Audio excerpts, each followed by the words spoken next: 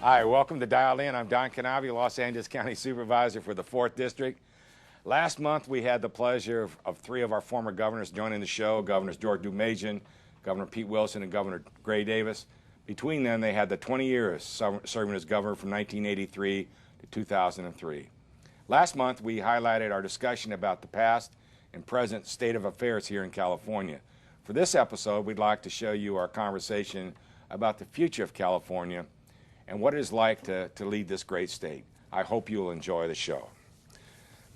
Governors, welcome back. As was mentioned, with us today we have Governor George Deukmejian, 35th governor of the great state of California, former Attorney General, former state senator, and former member of the State Assembly. Welcome, Governor Deukmejian.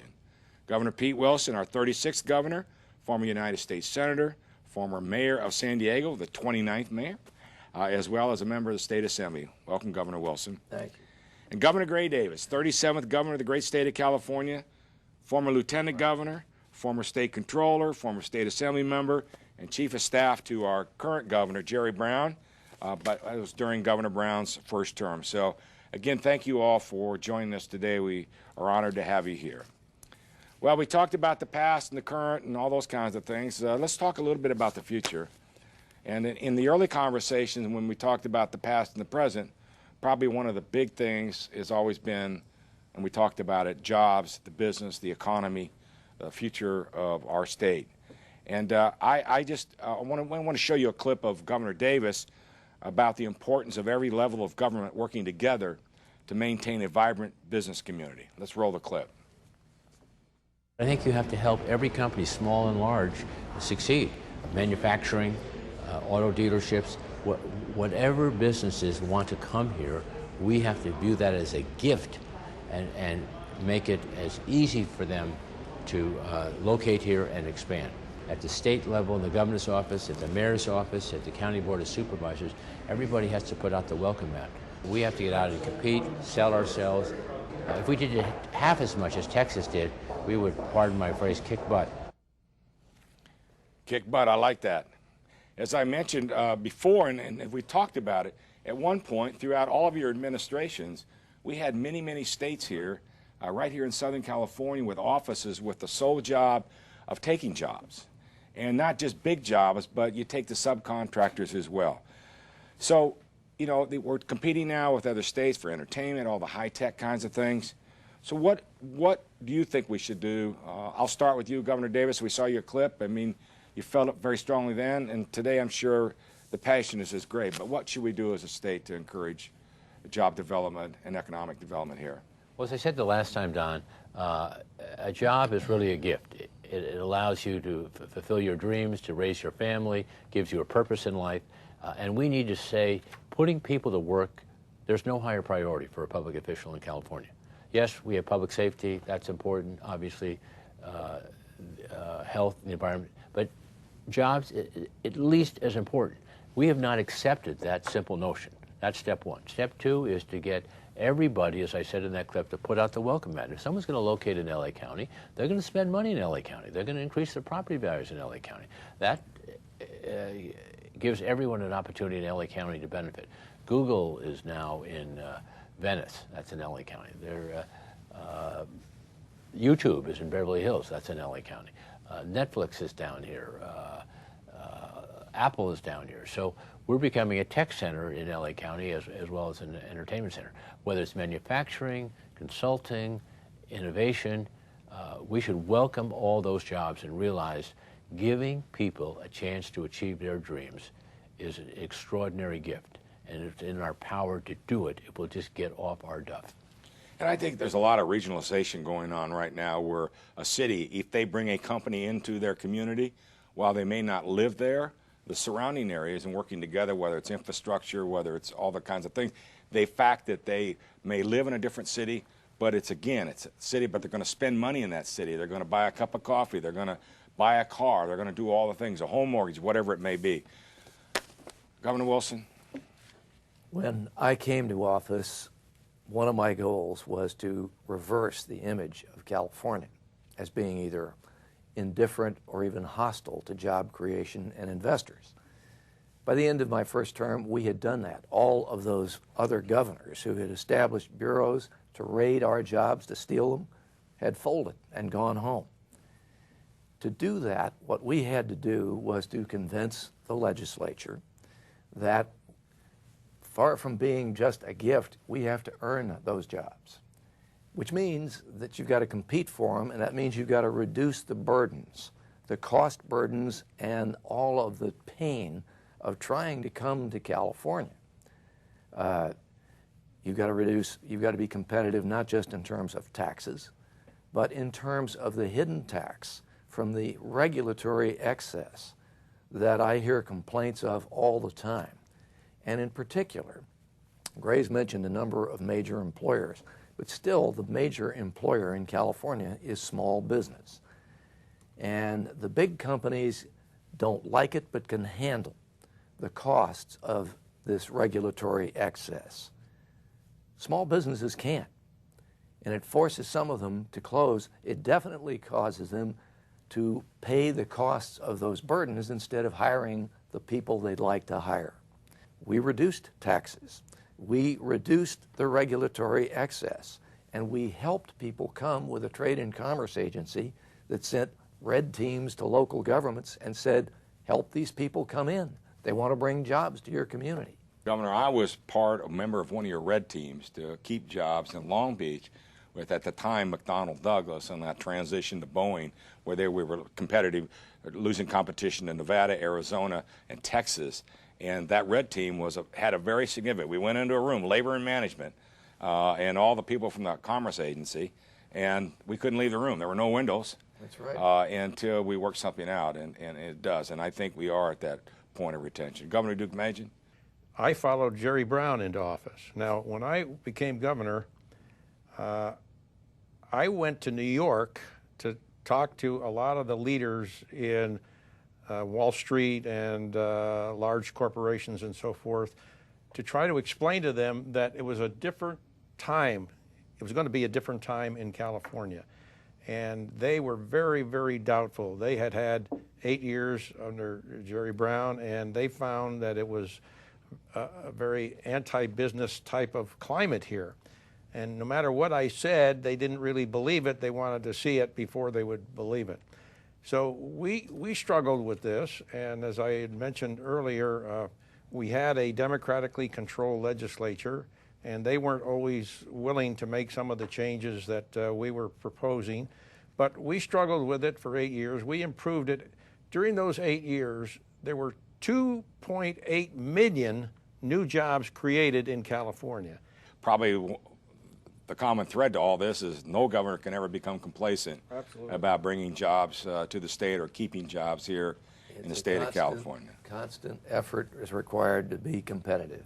Absolutely. I mean, it's no longer the beautiful weather that we have year-round and all the other kinds of things that we have here in California. We have to be competitive in that job market. The other big part of being competitive in the job market is education. All three of you were passionate about the improvement of our educational system here in California. I mean, it's a gruesome fact. Since 1980, spending in education is down, maybe 10 or 13%, versus a 400% increase in prison spending. I mean, not to say that you don't need one or the other, but I think the fact is that, you know, education is such an important part of training our workforce for good-paying jobs. It's also important then, the nexus there is it's important to keep the good-paying jobs here in California. Your thoughts on the future of education here in the state of California. Governor Davis? Well, I mentioned earlier about having Google, Apple, Facebook, Twitter, Yelp, all these technology companies here. I mean, they invent the future. They literally change the world. And so you have opportunities in California if you get the right education.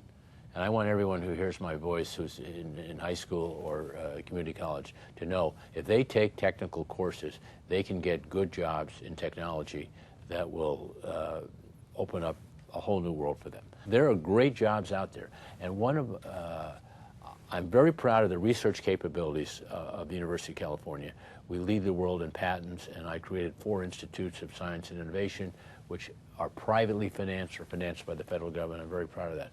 But I also believe that we have to change with the times. And just like this generation is properly addicted to Facebook and Twitter, and there will be no newspapers. We have to realize that online education is a way we can create more jobs. Because Cisco, for example, or IBM, they'll just produce, Don, we need 400 engineers who can tell us they have a certificate of completion in this technical course. So I have a job in Ohio, I go online, I take a course from USC or Stanford or community college or state college, anything I want, I get my certificate of completion, I can get a pay raise, 20-25%. There's 4 million of those jobs. We can fill every single one of them if we just take advantage of online education. I'm not talking about, this could be USC online, could be Stanford online, this could be Cal State online, could be Apollo online, could be a whole bunch of options. The quote student, the person who's currently employed, but wants a 25% pay raise, she decides what course to take, they get the job, they feel better, we're more competitive, the GDP grows. It's a no-brainer, but we have to realize that higher education on the teaching part is going to involve in the future more online education, because not everyone has the luxury or the finances to spend 4 years or 5 years in one specific spot.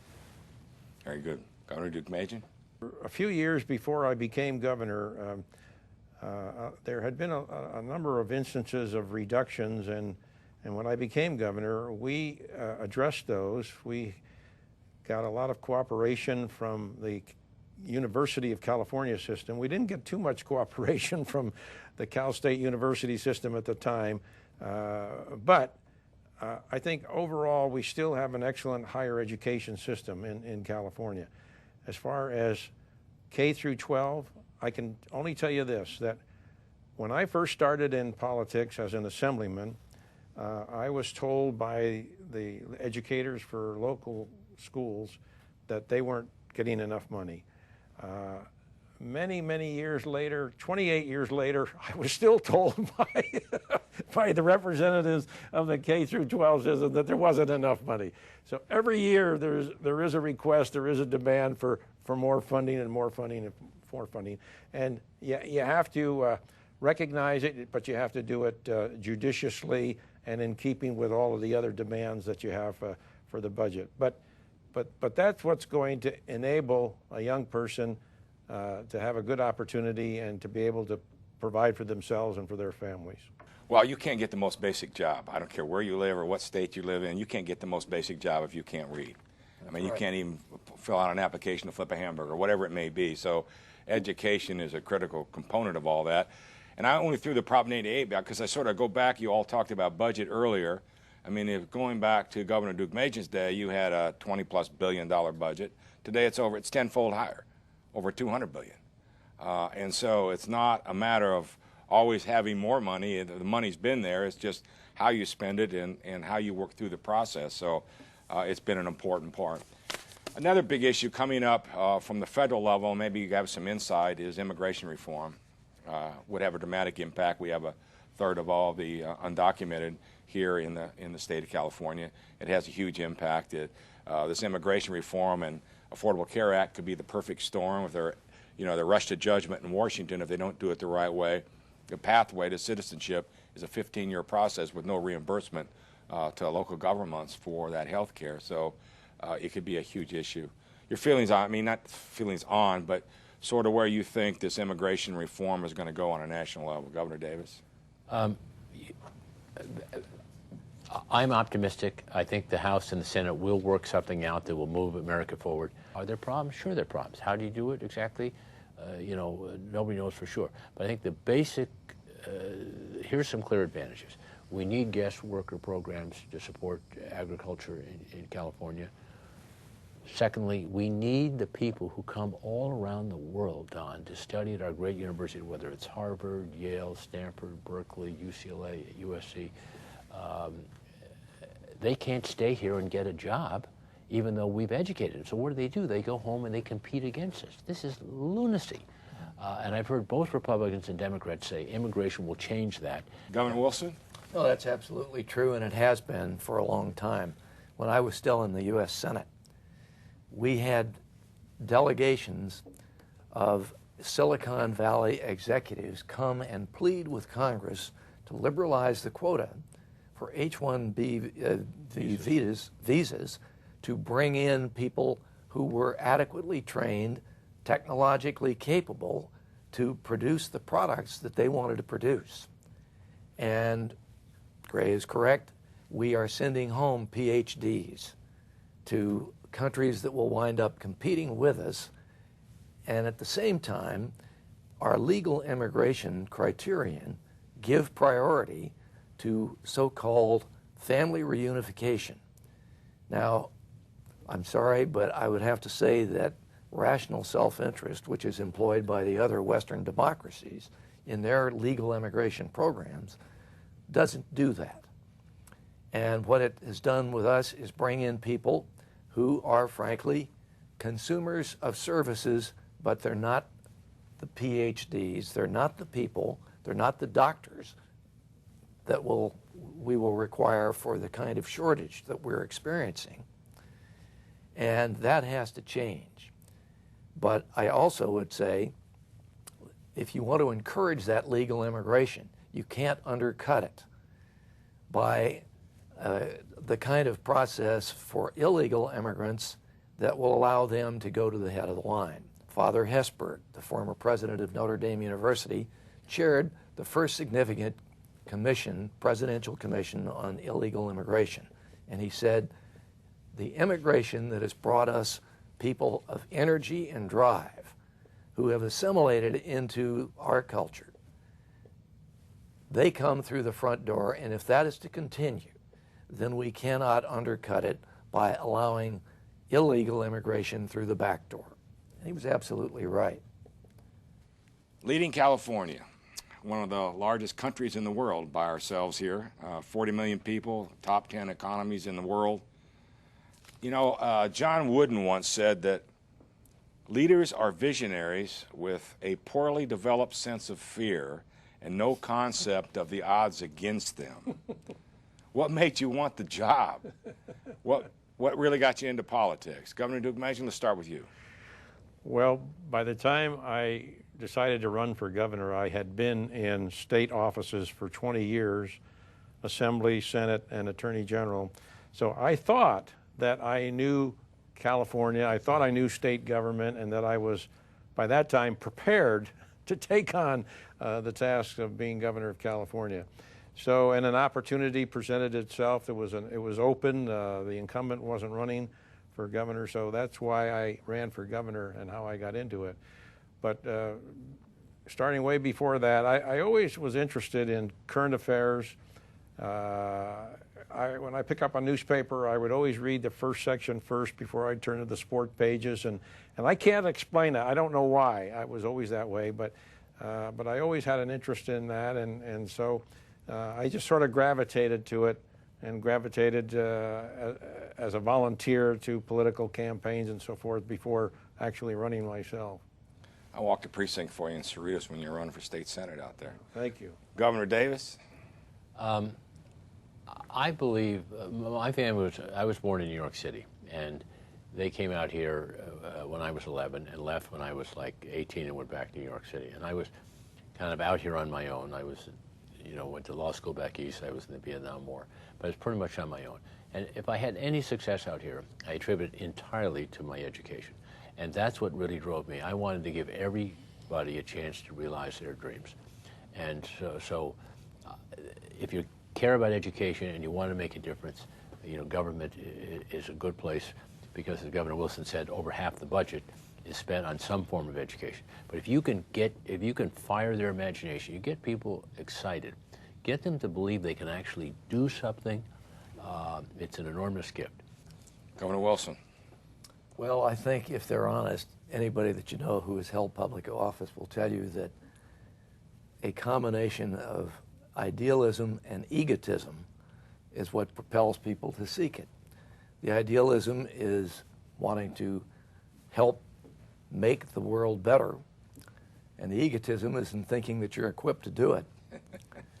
And like George, I had been in public office. I had been a mayor. I'd been in the U.S. Senate. And there were interesting differences between those experiences.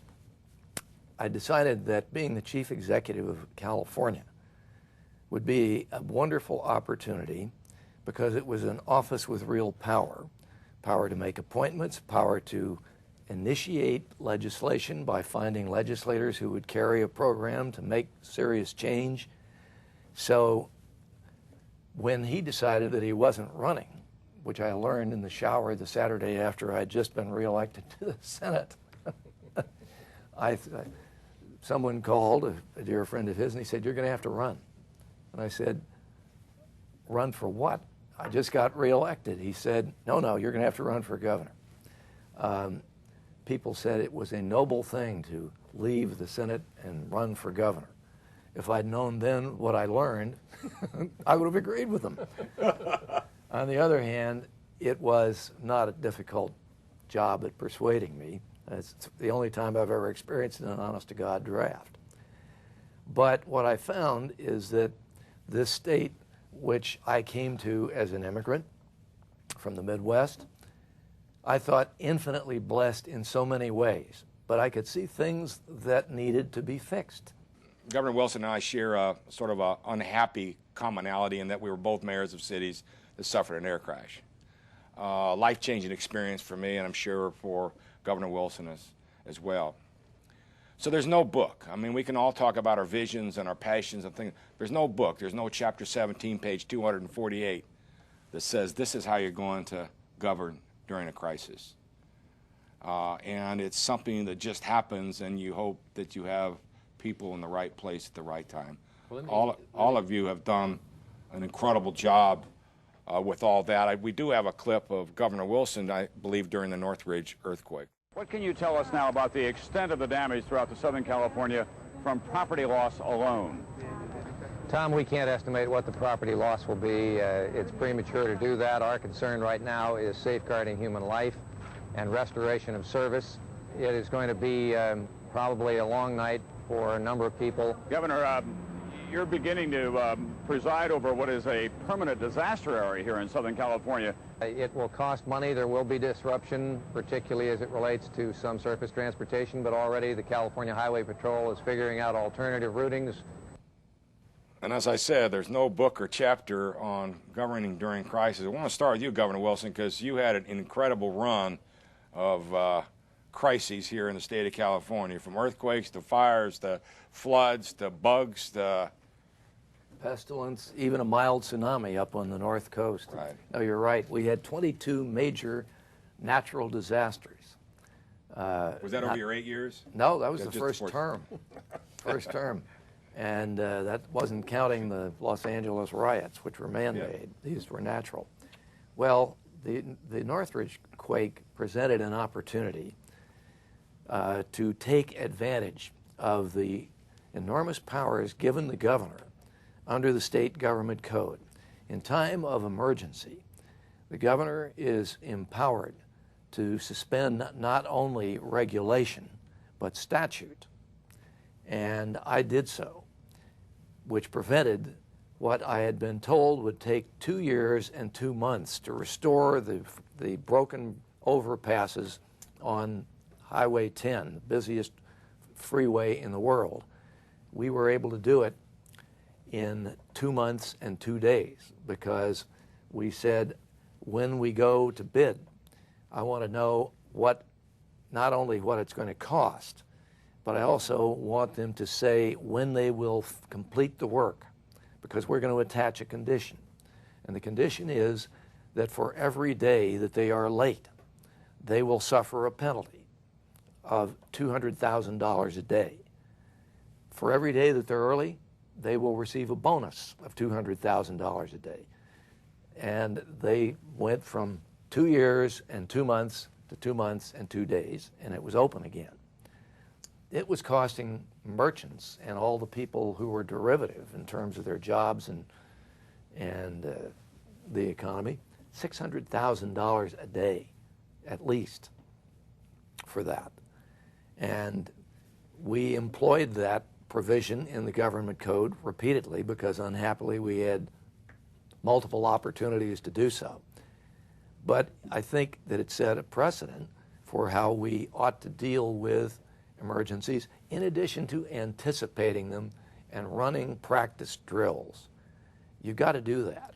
Absolutely. That's probably the most critical piece of all that is, even in bad times, you have to have the revenue available for your public safety folks and your first responders to train just in case, because, leadership under crises, it's not about screaming and shouting how much noise you can make. It's about taking care of the citizens that we all represent and making sure we fix the problems. Governor Deukmejian, your thoughts on Well, we had a leadership? very severe earthquake in Northern California in, I think it was 1987, if I'm not mistaken. That's the earthquake where the baseball game was going on in San Francisco, and the whole stadium shook and so forth. And over in Oakland, there was a multi-level freeway, and the top level collapsed onto the lower level, and I believe it was about 33 or 34 people who were killed in that earthquake. And I made it a real point to stay in close contact with the local people immediately following, and to make sure that we were doing everything we could to meet their needs and demands and so forth. And that served us very well. And the other thing is, I told our people, look, I don't care what the legal liability is, we are going to compensate those families who suffered injuries and deaths in their family members who were involved in the earthquake. And they can file their claim. I said, but you process it and try to work out a settlement quickly and easily. And we did that. And I think that helped a great deal, especially with the public. And we didn't have any very severe ramifications after that. But again, I think the leadership piece that you and Governor Wilson thus far, I'm going to talk to Governor Davis. I mean, it's about how you handle those immediately impacted. It's not the big flamboyant press conference or whatever it may be. It's down there where the root of the problem is. Governor Davis. I was governor during 9/11. There was no playbook for that either. Right. We hadn't been attacked since Pearl Harbor. And I shut down the government. We reconvened at the California Highway Patrol Academy. I called at a conference with all the mayors and a conference with all the sheriffs, and we began sharing information in ways that was useful to one another. There was 1,000 problems, but the biggest one was the FBI wanted everyone to tell them what was going on, but they didn't want to tell anyone else what they knew.